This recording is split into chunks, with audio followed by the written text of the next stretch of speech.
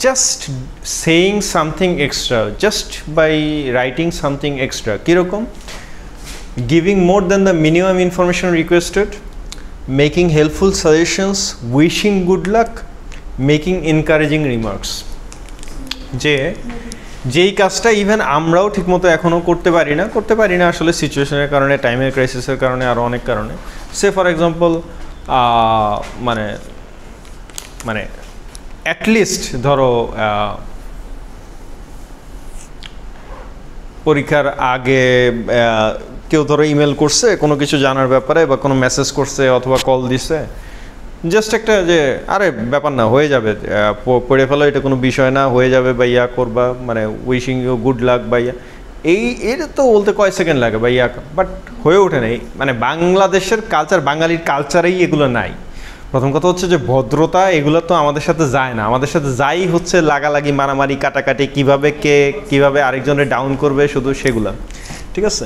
So এই যে খুব সিম্পল এই লেখাগুলোর মাধ্যমে অনেক সুন্দর কার্টেসি এবং রিলেশনশিপের একটা প্রতিষ্ঠা করা যায়, সমস্যা নেই। নেক্সট হচ্ছে show courtesy by avoiding anger. এটা তো বোঝো। এই তোমার রাগ আছে না? দাঁড়াও, আছে না তোমার? আছে সত্যি আছে?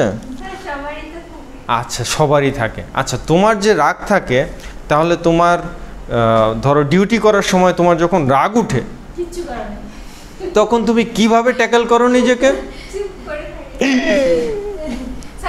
কিন্তু তুমি রাগটা তখন কার উপরে ঝাড়ো?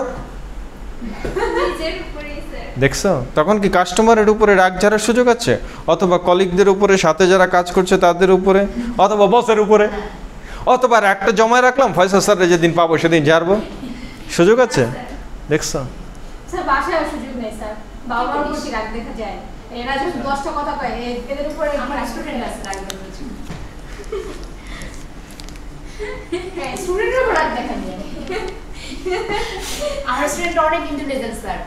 তাহলে ওরা একটু ইন্টেলিজেন্টই হবে না স্যার। ওর ক্লাস টিচারের স্কেল বাড়ি দেয় না বাচ্চাদেরকে, স্কেল ভেঙে গেছে, তারপরের দিনই ক্লাস টিচারের বার্থডে ছিল, ও বার্থডে ক্লাস টিচারকে স্কেল গিফট করেছে এবং আমাকে দিয়ে র‍্যাপিং করে দিতে বলছে, তোমার বার্থডের দিন তোমাকে একটা ব্যাগ গিফট করব, কত বড় লাগবে বলো, ওকে মারার জন্য। তাও যদি তোমাদের মাথায় একটু বুদ্ধি শুদ্ধি হয় এগুলো দেখে। তাহলে show courtesy by avoiding anger, যে অ্যাঙ্গার তো আসবে, অ্যাঙ্গার আসাই স্বাভাবিক, থাকাই স্বাভাবিক, মানুষ মাত্রই অ্যাঙ্গার হওয়া স্বাভাবিক, অ্যাংরি হওয়া স্বাভাবিক, কিন্তু ওইটা দেখানোর জন্য তো জায়গা লাগে। ঠিক আছে? তো এটা দেখানোর জায়গা কখন? যখন তুমি একজন বিবাহিত স্বামীকে পেয়েছো, যে একজন বিবাহিত পুরুষ, সে কবুল বলে তোমার বশ্যতা স্বীকার করেছে, তখন গিয়ে তুমি সারা দুনিয়ার রাগ, বাইরের রাগ, ভিতরের রাগ, রিক্সাওয়ালার রাগ, বাসওয়ালার রাগ, যত রাগ আছে তুমি আইসা তার উপরে দেখাও। কিন্তু যার একজন বৈধ কেউ নাই, ওইটা রাগ দেখায় লাভ আছে? এখন সারাদিন আরাফাতের পিঠায় লাভ আছে? আরাফাত কি ওর দায়িত্ব নিচ্ছে? পিঠানি খেয়ে চলে যাবে। তাহলে বিষয়টা হচ্ছে এরকম যে, say for example, we have been very patient with your failure to reply our letters. আমরা অনেক ধৈর্য ধরেছি যে তুমি যে আমাদের লেটারে রিপ্লাই দাও নাই, এই ব্যাপারে অনেক ধৈর্য ধরা শেষ আমাদের এখন ধৈর্যের বাঁধ ভেঙে গেছে, এটা বলা। আরেকটা বলা হচ্ছে, probably there is a good reason why you have not answered our letters. পুরো জিনিসটা কি হইলো দেখো, যে মানে আমি এইটাও বললাম না যে অনেক দিন ধরে তুমি ইয়া করো না, আমি শুধু এইভাবে উল্টা দিক দিয়ে পিঞ্চ দিলাম যে অবশ্যই এমন কোনো মারাত্মক ঘটনা নিশ্চয়ই ঘটছে যেই কারণে তুমি ইয়া। এখন এই কথা আমি যদি নিরুকে বলি যে নিশ্চয়ই তুমি এমন কোনো মহা বিপদে ছিলে, এমন কোনো মহা কাজে আটকে গিয়েছিলে, তুমি মানবতার সেবায়, দেশের সেবায়, দেশ মাতৃকার প্রয়োজনে নিশ্চয়ই এমন কোনো বিশাল প্রজেক্ট নিয়ে ব্যস্ত ছিলে যে কারণে তুমি আর ইউনিভার্সিটিতে আসতে পারোনি।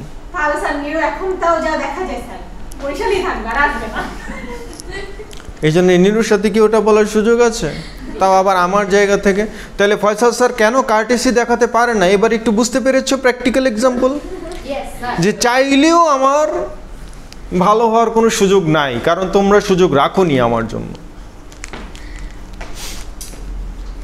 কিন্তু তোমাদেরকে ভালো হতেই হবে, কারণ তোমাদেরকে পাহারা দেওয়ার জন্য বা ভালো হওয়ার জন্য আমি দাঁড়িয়ে আছি। ওটাই আমার কাজ। নিজে ভালো হবো না, আবার তোমাদেরকে ভালো না হয়েও যেতে দেব না, এই হচ্ছে অবস্থা।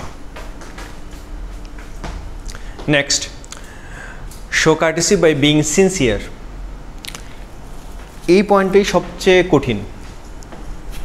কেন কঠিন বলো দেখি? দেখতে এই পয়েন্টটা সবচেয়ে সোজা, সবাই এক চান্সে বুঝে গেছো জিনিসটা কি, কিন্তু এই পয়েন্টটাই সবচেয়ে কঠিন।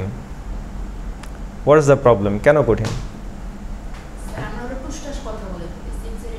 না, দেখি কে বলতে পারে যে এই পয়েন্টটা কেন বলতেছি, এই পয়েন্টটা কঠিন। এই পয়েন্টটা কঠিন মানে বোঝা কঠিনের কথা বলতেছি না, মানে এই পয়েন্টটা মেইনটেইন করা কঠিন। কেন কঠিন?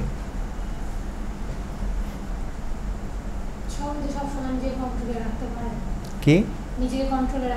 না না, ওইটা তো আগের পয়েন্টে গেলই, ওইটা তো অ্যাঙ্গার কন্ট্রোল, অ্যাঙ্গার ম্যানেজমেন্ট। দেখি এটা কে বলতে পারে।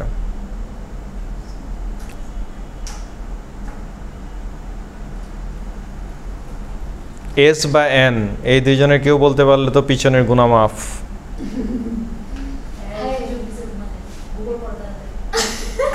গুগল করে জীবনেও এটা আমি যে আনসার চাইতেছি সেটা গুগল করে হবে না। গুগলই এটার আনসার জানো না?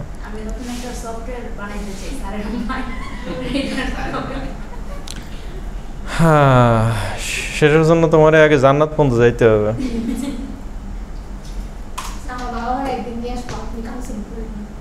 তোমার বাবা মারে? কেন তোমার বাবা মার কি হয়েছে?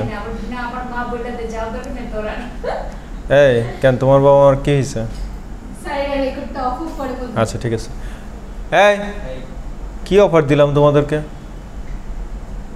বলো, চেষ্টা করো। মানে কি এখানে, মানে চ্যালেঞ্জটা কোথায়? What is the challenge of being sincere?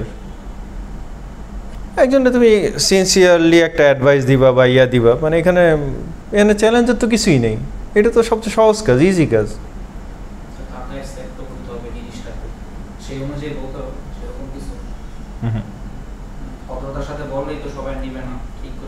কেন নেবে না? ঠিক করেই তো বলবো, ওইটাই নিয়ে তো এতক্ষণ আলোচনা করলাম কার্টেসি। সেটাই, হ্যাঁ, মানে ভদ্রতার সাথে বলা তো এটা কোনো কঠিন কাজ না। এখন ধরো তুমি কাউরে সালাম দিবা বা কাউরে দেখা একটু মানে হাসি মুখে কথা বলবো, এটা তো আর কোনো কঠিন কাজ না, বা এখানে চ্যালেঞ্জের তো কিছু নেই।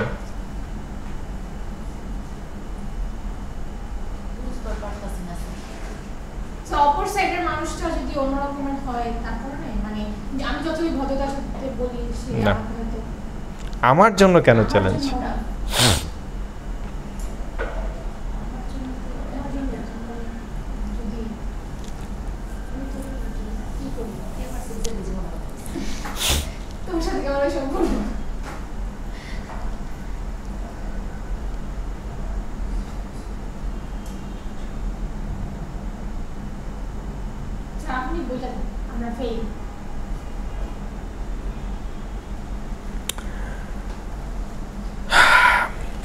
এত সহজে যে তোমরা ফেল বরণ করে নাও এবং এই ব্যাপারে তোমাদের যে বিন্দুমাত্র দেরি হয় না, এটা হচ্ছে আরেকটা ভয়ঙ্কর ব্যাপার।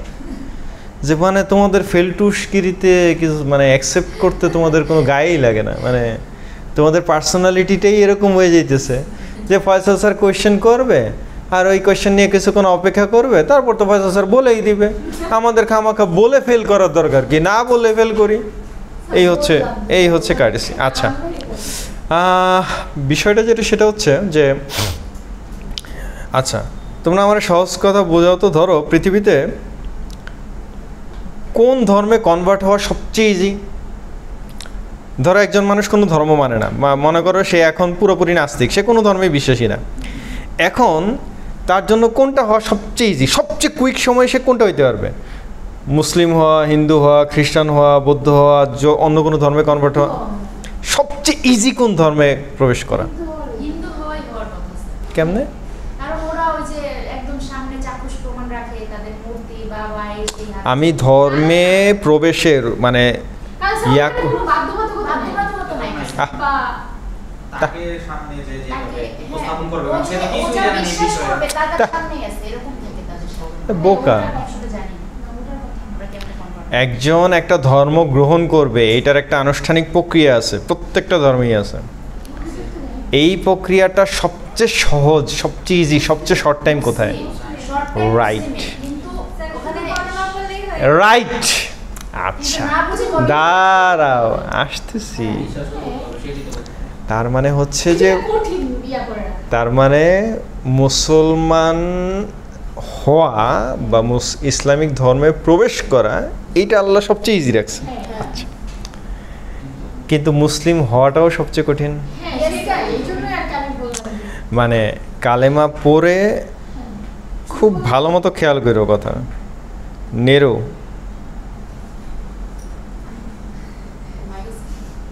আসেন সামনে আসেন। আর আমি মিষ্টি দিব মিলাদের। অ্যান্ড সোনাত, আসেন।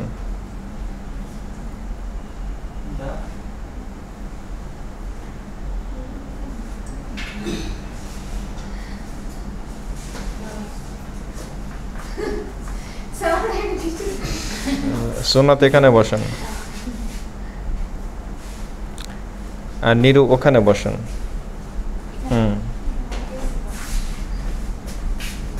আমার ইয়া যাতে না পড়ে। ফোন যাতে না বলে স্যার পেন্সিল রবার। হুম, হয় দেখাই না আমার বোনের বিয়ে করতে গিয়ে আর বেশি দেখতেছিলাম আচ্ছা কথা শুনতেছি। হুম, এসি দেখবেন আপনি। আচ্ছা, হ্যাঁ, যেটা বলছি সেটা হচ্ছে, তুমি তো আর কালেমা পড়ে মুসলমান হও নাই, তো কেমনে মুসলমান হইলে? ভাই বোন তো তোমার মা বাবা মুসলমান ছিল, ওই হিসেবে তুমি মুসলিম হয়ে গেলা। তো তোমার তো কালেমা পড়া লাগলো না, মানে আরেকজনরে হইলেও তো কালেমা পড়া লাগে, তুমি তাহলে মুসলিম কেমনে হইলে? অটো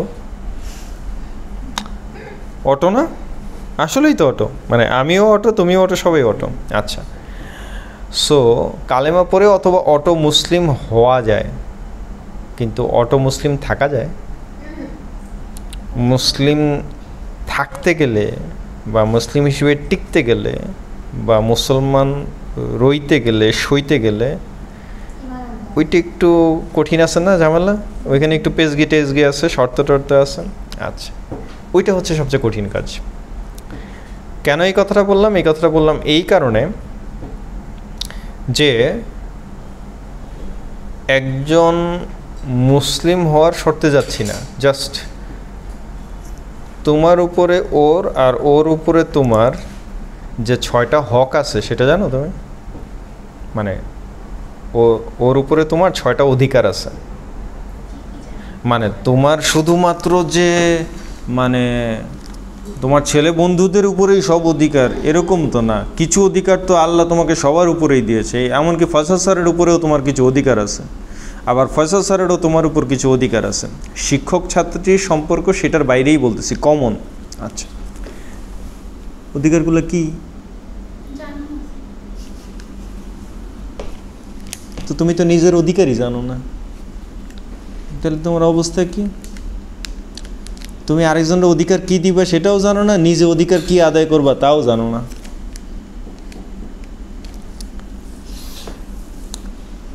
ফার্স্ট, নাম্বার 1, সালাম দিলে সালামের উত্তর দেয়া ম্যান্ডেটরি, ওয়াজিব। সালাম দেয় নাই, তুমি উত্তরও দেও নাই, না ফিরাত না তাকায় চলে গেছো, সালাম দিয়ে ফেলছে তোমারে, তুমি না ফিরা না তাকায় জোরে জবাব না দিয়ে, ওর দিকে তাকায় জবাব না দিয়ে চলে যাবা, তুমি অধিকার হরণ করছো। 1। আচ্ছা, ও যখন অসুস্থ হবে তোমারে দেখতে যাইতে হবে, তুমি যখন ওরে দাওয়াত দিবা তখন তোমার বাসায় ওরে যাইতে হবে, ও যখন মারা যাবে ওর জানাজা সালাতে যাইতে হবে, এবং জানাজা সালাতে যাওয়া তোমার জন্য জায়েজ আছে। তোমার বান্ধবী মরছে, তুমি যাবা, কোনো সমস্যা নেই। অ্যান্ড ও যখন তোমার কাছে কোনো অ্যাডভাইস চাবে, সাজেশন চাবে, তখন তুমি ওর কাছে অনেস্ট অ্যাডভাইস দিবে। এই অনেস্ট অ্যাডভাইস মানে হচ্ছে তুমি নিজের জন্য যা পছন্দ করো, যেটাকে উত্তম মনে করো, তুমি ওকে সেটা বলবা। ইহা বাংলাদেশের 18 কোটি মানুষের মধ্যে 19 কোটির পক্ষেই সম্ভব না। বাংলা বুঝছো কি নাই? ইয়েস, অনেস্ট হওয়া যত কঠিন, অনেস্ট অ্যাডভাইস দেওয়াও তত কঠিন। যেহেতু আমরা অনেস্ট না, এই কারণে আমাদের অ্যাডভাইসের মধ্যেও অনেস্টি নেই, এবং আমরা কখনোই কাউকে সেই অ্যাডভাইস দিই না যেটা আমি নিজে পছন্দ করি। কারণ আমি তো পছন্দ করি যে আমি 2 ইঞ্চি জায়গা এখান দিয়ে বেশি দখল করব, কিন্তু ওর থেকে 2 ইঞ্চি জায়গা মেরে দিব। আমি যদি এইটা ওর জন্য পছন্দ করতাম, তাহলে তো আমি নিজে লস খেয়ে যাব। ও 2 ইঞ্চি নিলে তো আমার কাছে যাবে, আমি 2 ইঞ্চি নিলে ওর কাছ থেকে যাবে। কিন্তু কেউই যদি 2 ইঞ্চি না নিতে পারি, তাহলে কার কাছ থেকে যাবে? আমি ওরে ভালো বুদ্ধি দিব মানে ও আমার কি লাগে? পারলে ওর সর্বনাশ করে ছেড়ে দিব। সো এইটা হচ্ছে বাঙালির জন্য সবচেয়ে বেশি কঠিন। এই কারণেই বললাম যে শোয়িং কার্টেসি বাই ডুইং বা বাই শোয়িং সিনসিয়ারিটি। তুমি শুধু মুখে বইলে কার্টেসি শো করবা না, তুমি কিসের মাধ্যমে কার্টেসি শো করবা? You will show courtesy by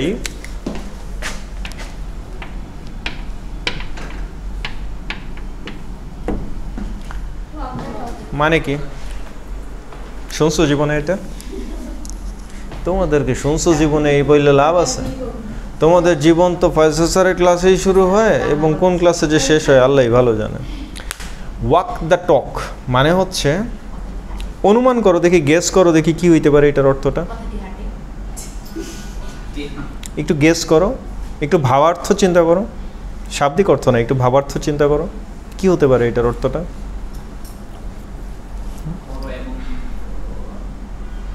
walk the talk, বলো এবং করো। যেরকম না, বলতেছিস করো এবং বলো। এরকম রাইট। যেরকম বলতেছিস সেরকম যেরকম বলতে বলতেছ বলো। যা বলবা তাই করবা। ইস, মানে যা বলবো তাই করবো? জি স্যার। কিভাবে সম্ভব? বলার সাথে তো কাজের কোনো মিল থাকতেই পারবে না। যদি যা বলি তাই করি আর যা করি তাই বলতে হয়, তাহলে কি জীবনে নির্বাচনে দাঁড়ানো যাবে, নমিনেশন পাওয়া যাবে, নেতা হওয়া যাবে, টিকা যাবে? আমি আসলেই যেই কারণে এতদিন আসিনি, যদি সেই সত্য কথাটাই বলি, তাহলে কি আর স্যারদের মন গলবে? স্যাররা ইয়া হবে? অ্যাপ্লিকেশন করার সময় যদি একদম একদম আবেগময় কোনো কাহিনী না বলি যে কেন আমি পেমেন্ট করতে পারছি না, সেইভাবে যদি না বলি, আমি শুধু বলি যে স্যার আমি ভুলে গেছি, এখন মনে পড়েছে, আগামী মাসে দিয়ে দিব, অতএব সাইন করে দেন, আমাকে অ্যাডমিট কার্ডের ব্যবস্থা করে দেন, আমি আগামী মাসে পে করব, এই কথা বলে যদি কেউ অ্যাপ্লিকেশন লেখে, ইয়েস তাই জি স্যার, এখন তো মানুষই সত্যি বলতে দেয় না, এটাই তো এই যে দাঁড়ালো, হ্যাঁ, ইয়েস, আমি একটু আগে কি বললাম যে নিরু আমাকে ভালো থাকতে দিচ্ছে না, ভালো হতেও দিচ্ছে না, সেটাই, আমাকে কোনো কার্টেসি দেখাতেই দেয় না। স্যার, এখন যদি আমি একটা আবেদন লিখি যে- অতএব এইটার দোষ নিরুভাবে ফয়সাল স্যারের, কিন্তু ফয়সাল স্যার জানে এই দোষ ফয়সাল স্যারের একার না, এই দোষ নিরুর, এই দোষ সুন্নাতের, এই দোষ লিজার, এই দোষ ফাতেমার, আর বললাম না। তাহলে honestly want to be courteous and friendly, মানে শুধু কার্টেসি দেখানো বা শুধু ফ্রেন্ডলি দেখানোর নাম না। যদি সত্যিকার অর্থে সিনসিয়ার হও, তাহলে সেটা হচ্ছে আসল কার্টেসি, আর যদি নকল দেখানোর জন্য হয়, তাহলে সেটা হচ্ছে। এখন দোকানদাররা প্রায় বলে না যে এই ম্যাডাম ওইটার চেয়ে এইটা ভালো হবে, ওইটার চেয়ে এইটা ভালো হবে, এই যে ভালো হবে, কিন্তু তোমরা যে বিশ্বাস করতে চাও না, কারণ কি? কারণ ওর কথায় তো বিশ্বাস নাই। তো লাভের জন্য ওরা বলছে। হ্যাঁ, ও তো লাভের জন্য বলতেছে, কিন্তু যদি তুমি একবার সত্যিকার অর্থে মানে পরিচিত দোকানদারদের ক্ষেত্রে যেটা হয়, সবাই যে অবিশ্বাস করি তা তো না, পরিচিত অনেকে বিশ্বাস করো, তার মানে এই বিশ্বাসটা যখন আসছে তখন তো হচ্ছে যে ব্যাপারটা আছে, ঠিক আছে? এখন ও যারে বিশ্বাস করে সে যখন বলবে যে ম্যাডাম এই ছেলেটার সাথে আপনি ঘুরে বেড়ান কিন্তু ছেলেটার মধ্যে ভেজাল আছে, তখন ওর বিশ্বাস হবে একরকম। আর যারে বিশ্বাস করে না সে যদি বলে তখন ও আরো বেশি বলবে যে যাক বোঝা গেল যে এটা আরো ভালো। যারা বিশ্বাস করে সে বলতে সাথে সাথেই সম্পর্ক উল্টা, তখন হচ্ছে যে উল্টাটা ধরে নেয়। এই হচ্ছে বিষয়টা। লাস্ট 3:30 বাজে স্যার। হ্যাঁ লাস্ট পয়েন্ট এটা। আর 3:30 বাজে তো এই চ্যাপ্টার আজকে শেষ করতে চাইছিলাম। হ্যাঁ sir. Giving proper emphasis to contents. আমি যা বলতে চাই যেটা, আচ্ছা এটা তো আবার নতুন পয়েন্টে যাচ্ছি। আচ্ছা ঠিক আছে। ঠিক আছে।